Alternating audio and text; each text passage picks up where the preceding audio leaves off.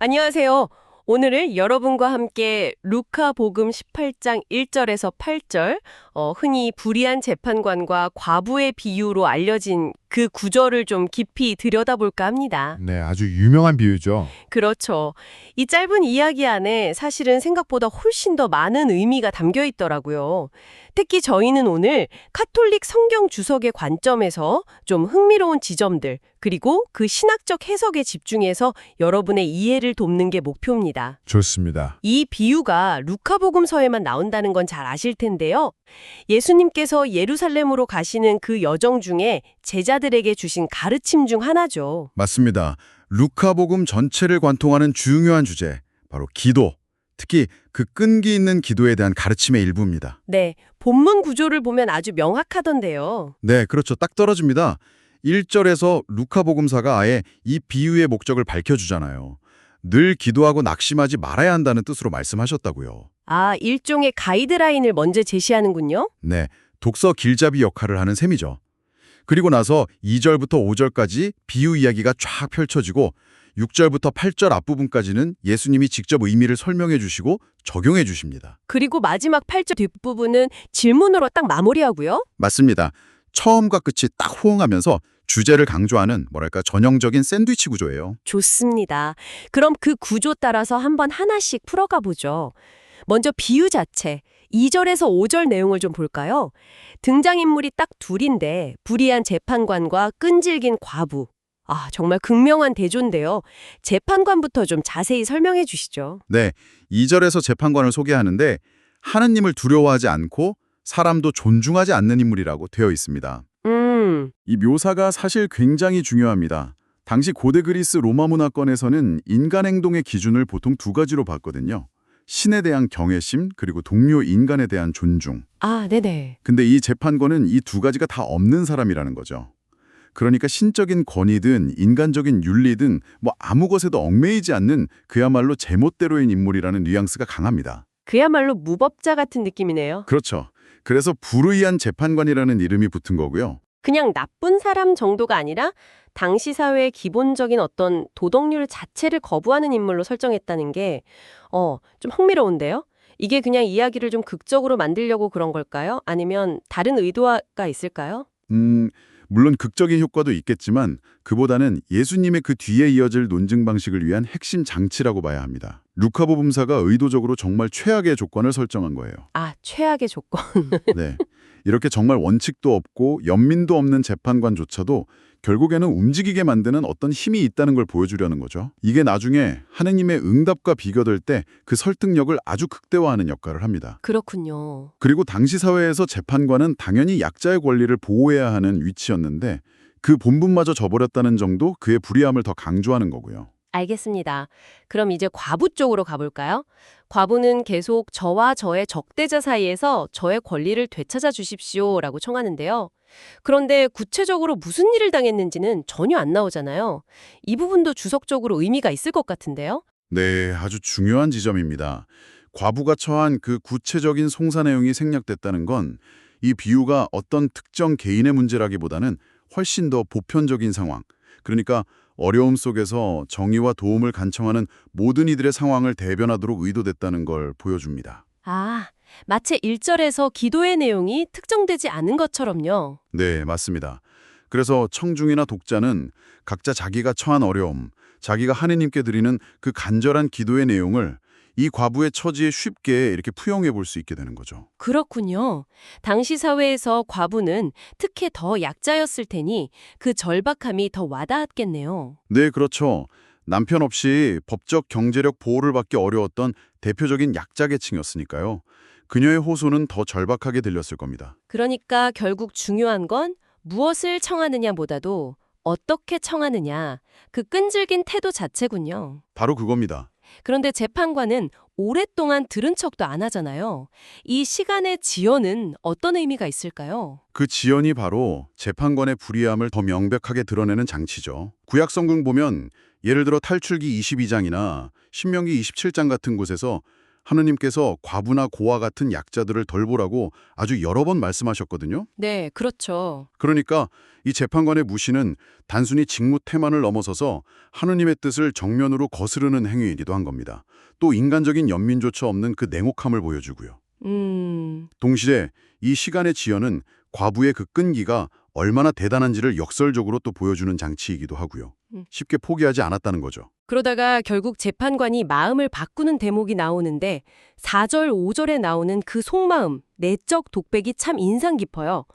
나는 하느님을 두려워하지도 않고 사람을 존중하지도 않지만 저 과부가 나를 너무 귀찮게 하니 이 부분은 어떻게 봐야 할까요? 네, 이 독백이 재판관의 성격과 그 결정 동기를 아주 적나라하게 보여주죠. 그는 여전히 자기가 하느님도 사람도 두렵지 않다고 스스로 인정해요. 아, 본성은 안 변했네요. 네, 안 변했어요. 그런데 왜 과부의 청을 들어주냐? 정의감이나 회개 때문이 전혀 아니고 순전히 귀찮아서입니다. 아, 귀찮아서? 네, 더 정확히는 5절 마지막에 끝까지 찾아와서 나를 괴롭힐 것이라고 하잖아요. 이게 원문 지극하면 눈을 쳐서 멍들게 할 것이라는 아주 과격한 표현이거든요. 와, 그렇게까지요? 네, 그러니까 자기 안위, 자기 편의를 위해서 마지못해 응하는 겁니다. 이 이기적인 동기가 그의 불의함을 다시 한번 확인시켜주는 동시에 그럼에도 불구하고 끈질김이 결국 결과를 만들어냈다는 점을 강조하는 거죠. 이야, 정말 아이러니하네요. 불의한 자가 불의한 이유로 정의를 행하는 셈이니까요. 자, 그럼 이제 이 비유 이야기에 대한 예수님의 직접적인 해석과 적용 부분 6절부터 8절로 넘어가 보겠습니다. 여기서 예수님은 어떤 논리로 제자들에게 교훈을 주시나요? 네, 예수님께서 먼저 6절에서 저 불의한 재판관이 하는 말을 새겨들어라 하시면서 주의를 딱 환기시키십니다. 네. 그리고는 앞서 잠깐 언급했던 하물며 논증, 라틴어로는 fortiori라고 하는데요. 작은 것에서 큰 것으로 나아가는 비교 논증을 사용하십니다. 아하, 하물며 논증. 네, 논리의 핵심은 배조에 있어요.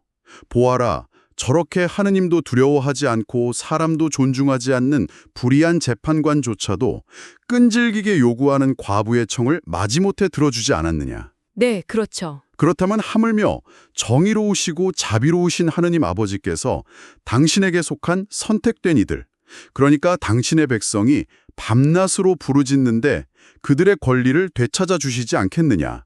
바로 이 논리입니다. 여기서 중요한 비교점들이 딱 보이네요. 불의한 재판관 대 정의로우신 하느님.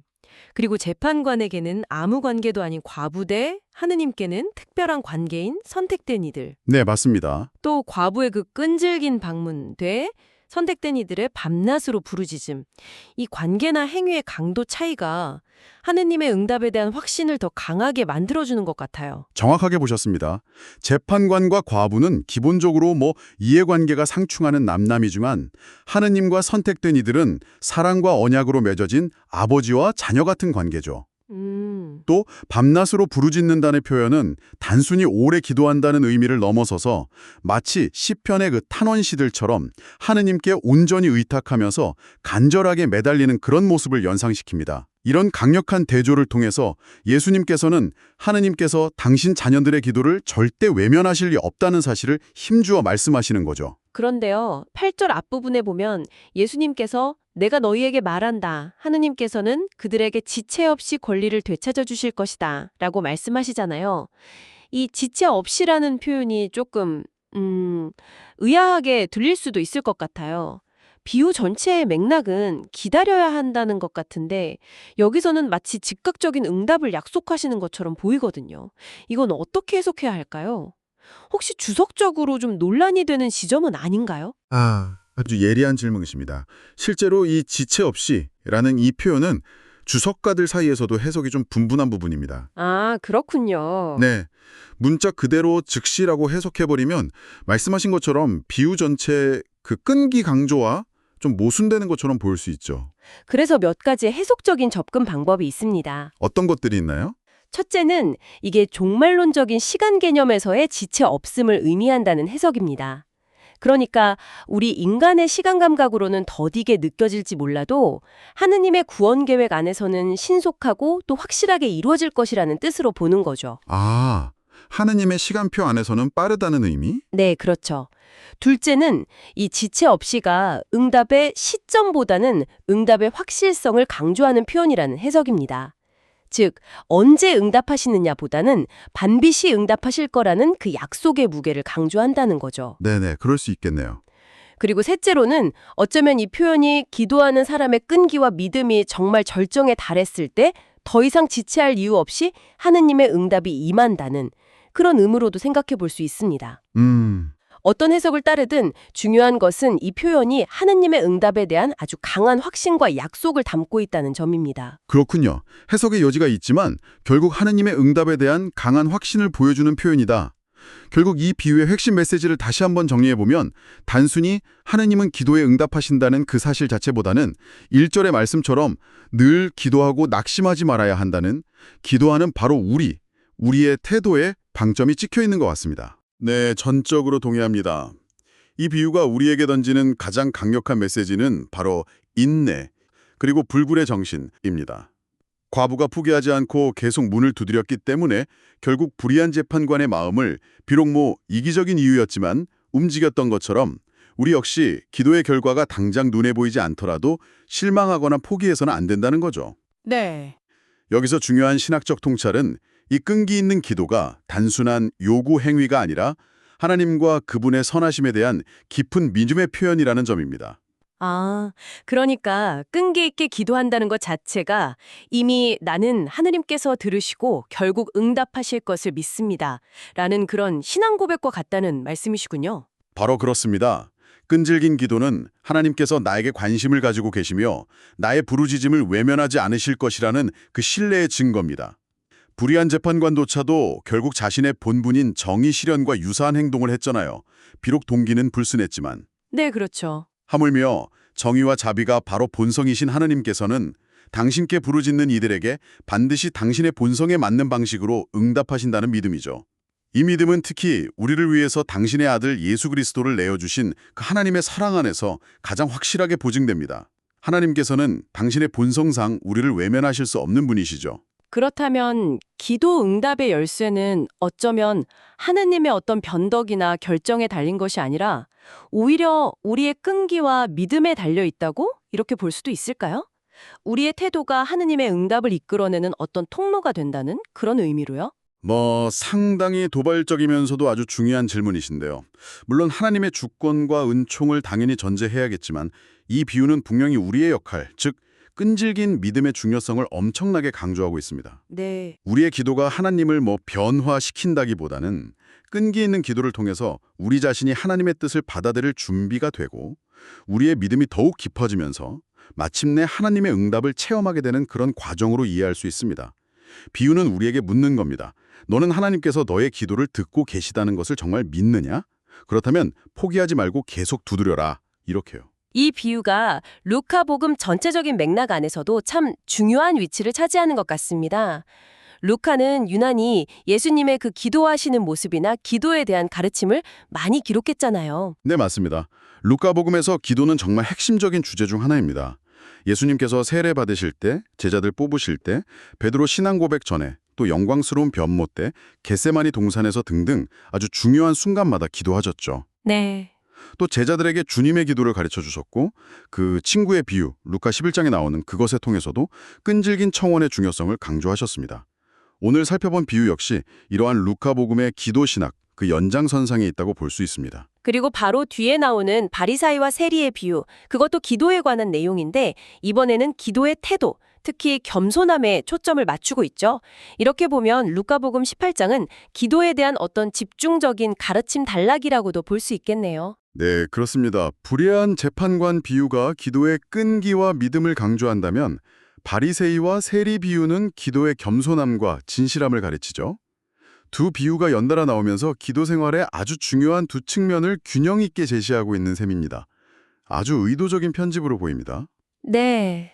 오늘 우리는 루카복음 18장의 불의한 재판관과 과부의 비유를 통해서 끈기 있는 기도가 왜 중요하며 그것이 어떻게 우리의 믿음을 드러내고 또 강화하는지에 대해 좀 깊이 탐구해 보았습니다. 핵심은 이거 같아요. 불의한 재판관과는 비교할 수 없이 선하신 우리 하느님 아버지께서는 반드시 우리 기도에 귀 기울이시고 응답하신다는 그 확고한 믿음을 가지고 마치 끈질긴 과부처럼 포기하거나 낙심하지 않고 계속해서 하느님께 나아가는 것. 네, 그리고 덧붙이자면 기도 응답의 시점이나 방식이 혹시 우리의 기대와 다를지라도 하느님의 그 선하심과 지혜를 신뢰하면서 기다리는 인내 역시 믿음의 아주 중요한 부분임을 기억해야 합니다. 뭐랄까 우리의 끈기와 믿음이 하느님의 응답을 위한 공간을 마련한다고 할 수 있습니다. 아, 공간을 마련한다. 좋은 표현이네요. 이 비유의 마지막에 예수님께서 던지시는 그 질문 있잖아요. 사람의 아들이 올 때에 이 세상에서 믿음을 찾아볼 수 있겠느냐. 이 질문은 어쩌면 바로 이런 종류의 믿음, 그러니까 어려움 속에서도 낙심하지 않고 끝까지 하느님을 신뢰하며 부르짖는 그 끈질긴 믿음을 두고 하시는 말씀일 것입니다. 종말의 때까지 우리가 과연 이런 믿음을 간직할 수 있을지 우리에게 도전하는 질문이죠. 오늘 나눈 이 이야기들이 지금 여러분 각자의 기도 생활과 또 하느님과의 관계를 돌아보는 좋은 성찰의 계기가 되었기를 바랍니다. 여러분은 지금 어떤 마음으로 또 얼마나 끈기 있게 하느님의 문을 두드리고 계신가요? 혹시 응답이 좀 더디다고 느껴질 때 오늘의 그 과부를 떠올리면서 다시 한번 용기를 내어보는 것은 어떨까요?